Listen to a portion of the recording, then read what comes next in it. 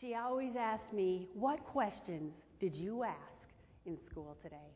What a difference that would make. He said I learned on the spot. I was responsible for my learning.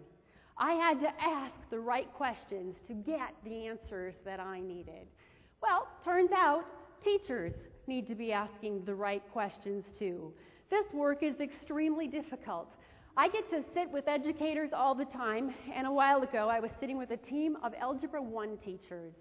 And one of the teachers said, I was teaching the new algorithm, and on Monday I taught Strategy 1, on Tuesday I taught Strategy 2, and on Wednesday I taught Strategy 3 for that one algorithm. And on Thursday I let the kids pick which strategy they wanted to use to solve the algorithm.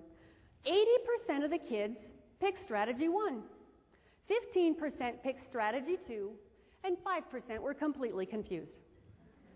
And his colleague sitting next to him said, well, that's interesting. I'm going to teach that algorithm next week.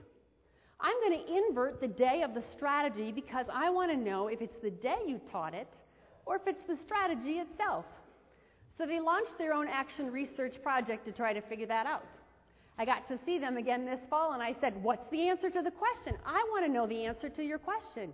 And they said, well, we figured out that not only is it the day you teach it, that's one part of it, but we were picking the strategy we were most comfortable with for day one.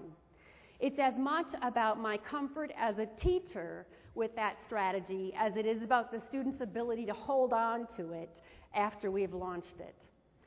So that matters, and now that's changed the way they do their instruction together.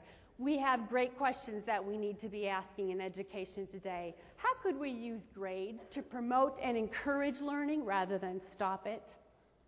How could I teach critical art criticism with third graders such that they are doing critical thinking with my art curriculum?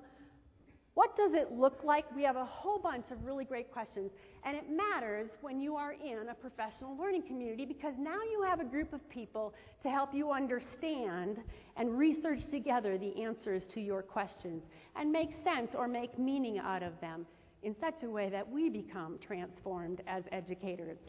You see, it's about social knowing.